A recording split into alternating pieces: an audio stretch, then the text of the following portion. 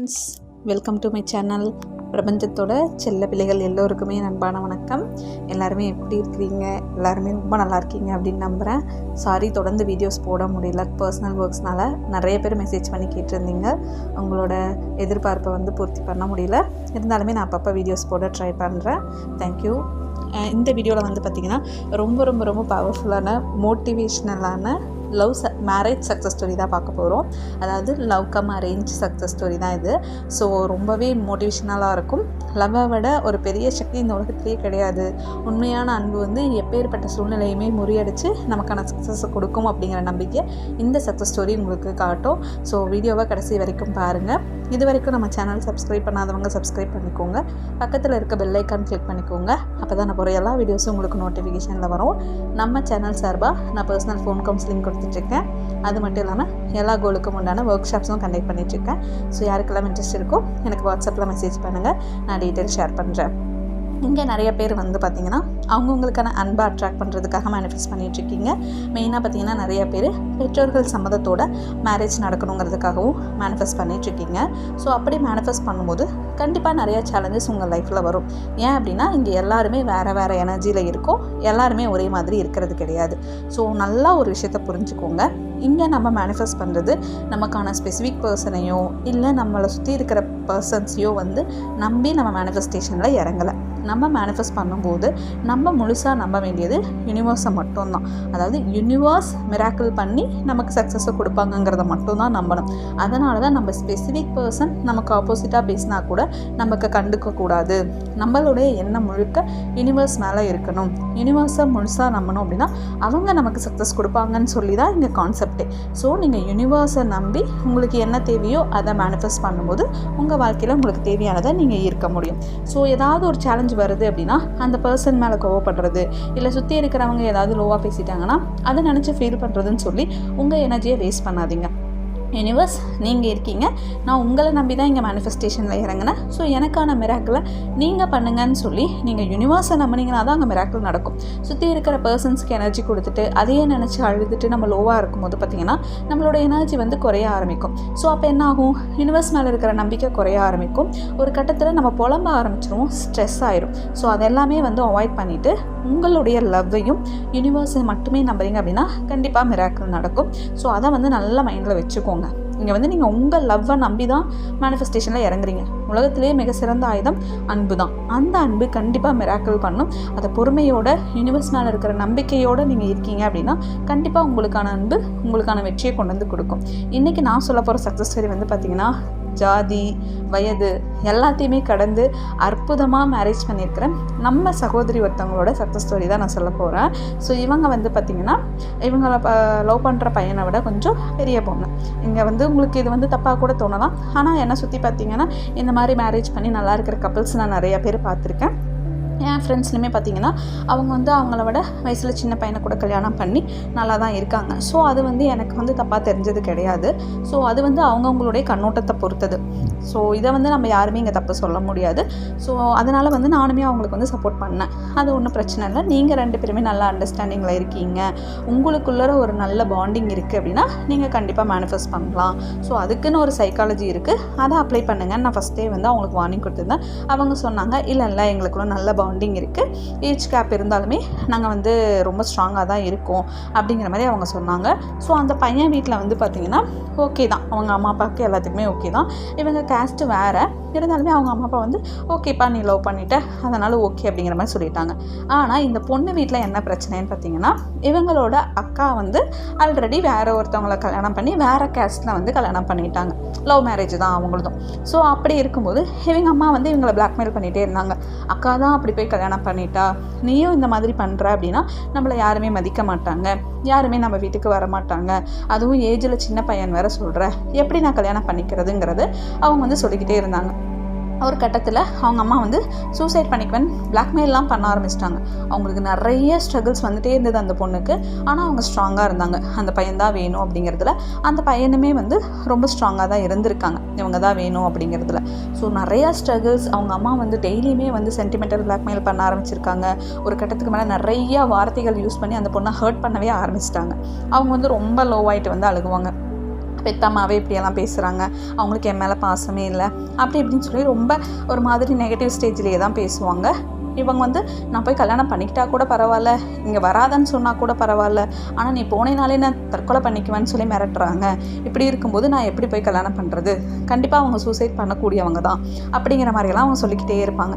நானும் சொன்னேன், அவங்க இடத்துலேருந்து கொஞ்சம் யோசிச்சு பாருங்கள். ஏற்கனவே அக்கா வந்து அந்த மாதிரி போய் மேரேஜ் பண்ணிவிட்டு அவங்க வீட்டுக்கு வரதில்லை, நீங்களும் பண்ணீங்க அப்படின்னா அவங்க அதை தாங்க முடியாது, அந்த பெயினில் தான் அந்த மாதிரி பேசுகிறாங்க. ஆனால் நீங்கள் நல்லா இருந்தால் கண்டிப்பாக அவங்க சந்தோஷம்தான் படுவாங்க. ஸோ நீங்கள் வந்து அம்மாவுக்கு தப்பான எனர்ஜி வந்து கொடுக்காதீங்க. அம்மா அப்பா உங்களுக்கு பண்ண நல்ல விஷயங்களுக்கு நீங்கள் நன்றியோடு இருங்க. அம்மா அப்பா இல்லைன்னா இப்போ நீங்களே கிடையாது. ஸோ அவங்க பண்ண எல்லா நல்ல விஷயங்களையும் ரீகால் பண்ணி அவங்களுக்கு நீங்கள் டெய்லி கிரேட்ஃபுல்லாக இருங்க. அவங்க உங்களை என்ன வார்த்தை பேசினாலும் அதை நீங்கள் கண்டுக்காதீங்க. நீங்கள் இங்கே யாரை நம்பி மேனிஃபெஸ்டேஷனில் இறங்குனீங்க அப்படின்னு கேட்டேன். கண்டிப்பாக யூனிவர்ஸை நம்பி தான் இறங்கினேன், லா ஆஃப் அட்ராக்ஷனை நம்பி தான் நான் மேனிஃபெஸ்ட் பண்ண ஆரம்பித்தேன் அப்படின்னு சொன்னாங்க. சரி, அப்போ பொறுமையாக வெயிட் பண்ணுங்கள், ஹர்ட் ஆகும் தான், பெயின் இருக்கும் தான், இல்லைன்னு சொல்லலை அப்படிங்கிற மாதிரி சொல்லிட்டோம். கடைசியில் என்னாச்சுன்னா, இவங்களுக்கு ஏஜ் போக போக அந்த பையன் வீட்டில் இருந்தும் ப்ரெஷர் வர ஆரம்பிச்சிருச்சு. அந்த பையன் வீட்லேயும், அம்மா எவ்வளோ நாளுமா நாங்களும் வெயிட் பண்ணுறது, எங்கள் பையனோடுக்கும் ஏஜ் ஆகுது, உங்கள் வீட்டில் கன்ஃபார்மாக சொல்கிறாங்கன்னா நாங்கள் வெயிட் பண்ணுவோம், இல்லை அப்படின்னா நாங்கள் எப்படி வெயிட் பண்ணுறது, என் பையனுக்கு நல்ல நல்ல அலையன்ஸ் வந்துட்டுருக்குதுன்னு அவங்களும் ப்ரெஷர் பண்ண ஆரம்பிச்சிட்டாங்க. ஸோ அவங்களுக்குமே அந்த பையன் வீட்டில் இருந்து ப்ரெஷர் வரவும் அந்த பையனும் சேர்ந்து இவங்களுக்கு வந்து ப்ரெஷர் கொடுக்க ஆரம்பிச்சிட்டாங்க. ஸோ ஒரு கட்டத்துக்கு மேலே இவங்களால அந்த ப்ரெஷரை ஹேண்டிலே பண்ண முடியல. சரி, உனக்கு வேணும்னா நீ வேறு பொண்ணை கூட கல்யாணம் பண்ணிக்கோ, எங்கள் அம்மா வந்து இந்த மாதிரி சூசைட் தாட்டில் இருக்காங்க, என்னால் வர முடியாதுங்கிற மாதிரி சொல்லிட்டாங்க. ஒரு கட்டத்துக்கு மேலே இவங்க நோ கான்டாக்ட் போயிட்டாங்க. ஸோ அந்த பையனுமே வந்து இல்லை எனக்கு நீ தான் வேணும், உன் கூட பேசாமல் என்னால் இருக்க முடியல, நான் வெயிட் பண்ணுறேன், எங்கள் அம்மா அப்பாவை நான் சமாளிச்சுக்கிறேங்கிற மாதிரி அவரும் வந்துட்டார். இதே அந்த இடத்துல அந்த பொண்ணு போய் எனக்கு நீ தான் வேணும் அப்படிங்கிற மாதிரி அவங்க வந்து ஏதாவது ஃபோர்ஸ் பண்ணியிருந்தாங்கன்னா அந்த பையன் வேறு மாதிரி நடக்கிறதுக்கு வாய்ப்பு இருந்திருக்கு. ஆனால் இவங்க டக்குன்னு நோ கான்டாக்டுக்கு போனதுனால அவர் வந்து அவங்களோட வேல்யூ புரிஞ்சுட்டு வந்துட்டார்.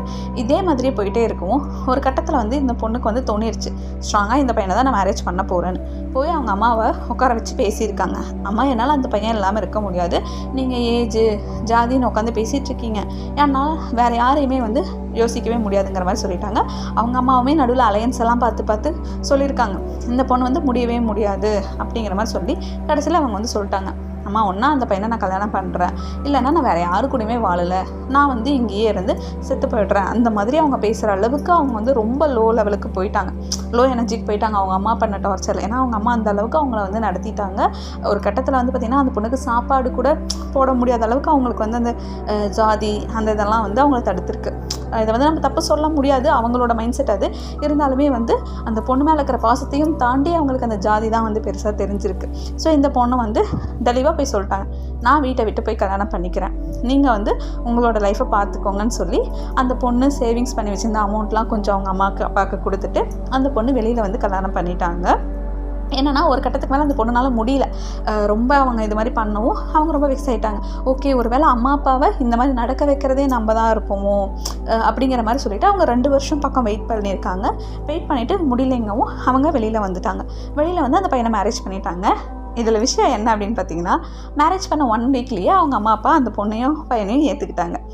அவங்க வந்து சொல்லியிருக்காங்க, சொசைட்டிக்காக தான் நாங்கள் பயந்துட்டு இருந்தோம், நீ நல்லா இருக்கணும் தான் நாங்கள் நினைப்போம், நீ நல்லாரு, உங்கள் அக்கா வந்து சொல்லாமல் கொள்ளாமல் போயிட்டு மேரேஜ் பண்ணா, ஆனால் நீ 2 வருஷம் எங்களுக்காக வெயிட் பண்ணியிருக்க, ஸோ அதனால் நான் உன்னோட ஃபீலிங்ஸை புரிஞ்சுக்கிறேன், நீ நல்லாரு, நீ எங்கே இருந்தாலும் நல்லா இருப்ப, நீ எங்களை பற்றி தான் யோசிச்சு இத்தனை நாள் வெயிட் பண்ணிகிட்டு இருந்த, சாரி நாங்களும் உன்னை கஷ்டப்படுத்திட்டோம்னு சொல்லி புரிஞ்சுட்டாங்க. வித்தின் 1 வீக்லேயே அந்த சேஞ்சஸ் வந்திருக்கு. எதனாலன்னு பார்த்தீங்கன்னா, இவங்க வந்து அவங்களுக்கு கிரேட்ஃபுல்லாகவே இருக்க ஆரம்பிச்சிட்டே இருந்தாங்க. அவங்க பண்ண நல்ல விஷயங்கள் எல்லாமே கிரேட்ஃபுல்லாகவே உணர்ந்துட்டு இருந்தாங்க. அவங்க அம்மா அப்பா வந்து அவங்கள ரொம்ப லோவாக ட்ரீட் பண்ணால் கூட அப்போதைக்கு அழுகுவாங்க, மறுபடியும் வந்து அவங்க அம்மா அப்பாவை பற்றி நல்ல விதமாக தான் சொல்லுவாங்க. இது வரைக்கும் நான் ஆசைப்பட்ட எல்லாமே அம்மா அப்பா கொடுத்துருக்காங்க. இங்கே வந்து கேஸ்ட்டுங்கிறத தாண்டி அவங்களுக்கு ஏஜ் தான் ரொம்ப இதாக இருந்துச்சு. ஒருவேளை ஒரே ஏஜாக இருந்தால் கூட நான் போய் சொல்லியிருந்தா அவங்க ஸ்ட்ராங்காக கல்யாணம் பண்ணியிருப்பாங்களோ என்னவோ. ஒரு கட்டத்துக்கு மேலே நான் தான் அவங்கள ஹர்ட் பண்ணுற மாதிரி இருந்துச்சு. ஸோ நான் வெளியில் வந்து கல்யாணம் பண்ணிட்டேன் சிஸ்டர் அப்படிங்கிற மாதிரி மெசேஜ் அனுப்பிச்சிருந்தாங்க. நானும் சொன்னேன், ஓகே, நீங்கள் வந்து உங்களுக்கு வேணுங்கிறதுல ஸ்ட்ராங்காக இருந்திருக்கீங்க, 2 இயர்ஸ் வெயிட் பண்ணி அம்மா அப்பா மேலே இருக்கிற பாசத்தையும் வந்து நிரூபிச்சிருக்கீங்க. ஸோ இனி தப்பு கிடையாது, நீங்கள் போய் மேரேஜ் பண்ணிக்கோங்க, ஏன்னா நம்மளோட ஏஜ் அப்படிங்கிறது நமக்கும் முக்கியம் இல்லையா, நம்ம வெயிட் பண்ணிக்கிட்டே இருக்க முடியாது அப்படிங்கிற மாதிரி அவங்க சொன்னாங்க. கரெக்டு தான், அது உங்களோட மைண்ட் செட்டு.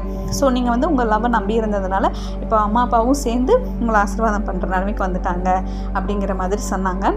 ரொம்பவே ஹாப்பியாக இருந்துச்சு. உண்மை அங்கே அதுதான். என்னென்னா ஒரு சில அம்மா அப்பா வந்து சொசைட்டியே வந்து எதிர்பார்த்துட்டு இருப்பாங்க. சொசைட்டியில் நம்மளை யாரும் தப்பாக பேசிடக்கூடாது, நம்ம இப்படி கல்யாணம் பண்ணி வச்சுட்டேன்னு பேசிடக்கூடாதுங்கிற நினைக்கிறதுனால தான் நிறைய பேர் வந்து லவ் மேரேஜ்க்கு அக்செப்ட் பண்ணிக்கிறது இல்லை. இருந்தாலுமே இந்த பொண்ணு வந்து 2 இயர்ஸ் வெயிட் பண்ணி அவங்களோட லவ், அவங்க அம்மா அப்பா மேலே இருக்கிற லவ்வையும் ப்ரூஃப் பண்ணாங்க, அவங்க லவர் மேலே இந்த லவ்வையும் ப்ரூஃப் பண்ணாங்க. கடைசியில் பார்த்திங்கன்னா இப்போ 2 ஃபேமிலியுமே ரொம்ப ஹாப்பியாக இருக்காங்க. 2 ஃபேமிலியுமே 2 ஃபேமிலி வீட்டுக்கும் வந்துக்கிறாங்க. 2 பேருமே ரொம்ப சந்தோஷமாக இருக்கான்னு ஷேர் பண்ணியிருந்தாங்க. இந்த இடத்துல வந்து அவங்க என்ன தான் லோ ஆனாலுமே ஒரு கட்டத்துக்கு மேலே யூனிவர்ஸை மட்டும்தான் டிபெண்ட் பண்ணி இருப்பாங்க. அங்கே வந்து சீக்கிரமாகவே சக்ஸஸ் நடக்கும் அப்படின்னு நம்பிட்டே இருந்தாங்க. அவங்க சொல்லிகிட்டே இருப்பாங்க, கண்டிப்பாக சக்ஸஸ் ஸ்டோரி போடுவேன், கண்டிப்பாக சக்ஸஸ் ஸ்டோரி போடுவேன்னு சொல்லிக்கிட்டே இருப்பாங்க. அழுது தான் பேசுவாங்க, சில டைமு ரொம்ப வெக்ஸாகி தான் பேசுவாங்க. ஆனால் யூனிவர்ஸ் மேலே இருக்கிற நம்பிக்கை அவங்க விடலை. அவங்க லவ்வரையும் அவங்க குறை சொன்னது கிடையாது, அவங்க அம்மா அப்பாவையும் அவ்வளோலாம் குறை சொல்ல மாட்டாங்க. அவங்க சொல்லுவாங்க, இப்படிலாம் பண்ணுறாங்க சிஸ்டர், என் மேலே இருக்கிற பாசத்தை விட அவங்களுக்கு ஜாதி தான் பெருசாக தெரியுதுங்கிற மாதிரிலாம் ஷேர் பண்ணுவாங்க. இருந்தாலுமே அப்போவே ஒரு 5 நிமிஷத்துலேயே வந்துட்டு, இல்லை சிஸ்டர் அவங்க எனக்காக நிறையா பண்ணியிருக்காங்க, அவங்க இல்லைன்னா இப்போ இருக்கிற நான் இல்லை அப்படிங்கிற மாதிரி அவங்க அம்மா அப்பா எவ்வளோ மோசமாக அவங்கள ட்ரீட் பண்ணாலும் இவங்க பாசமாக இருந்ததுனால வித்தின் 1 வீக்லேயே அவங்க அம்மா அப்பாவும் ஏற்றுக்கிட்டாங்க. இப்போ அவங்க ரொம்ப ரொம்ப ரொம்ப ஹாப்பியாக இருக்காங்க. அதை தான் நான் சொல்ல வரேன். உலகத்திலேயே சிறந்த சக்தி அன்பு மட்டும்தான். அந்த அன்பை மட்டும் நம்ம நம்பிட்டோம் அப்படின்னா கண்டிப்பாக எப்பேற்பட்ட சூழ்நிலையும் மாறி நமக்கு சாதகமாக மாறும். நிச்சயமாக வந்து எல்லாருக்குமே நல்லது மட்டுமே நடக்கும். இது எல்லாத்துக்குமே ஒரு நல்ல ஒரு மோட்டிவேஷனல் சக்ஸஸ் ஸ்டோரியாக இருக்கும்னு நம்புகிறேன். எல்லாருக்குமே லவ் மேரேஜ் சக்ஸஸ் கிடைக்கட்டும், எல்லாருக்குமே டிவைன் லைஃப் சக்ஸஸ் கிடைக்கட்டும். Thank you so much universe. Thank you so much everyone.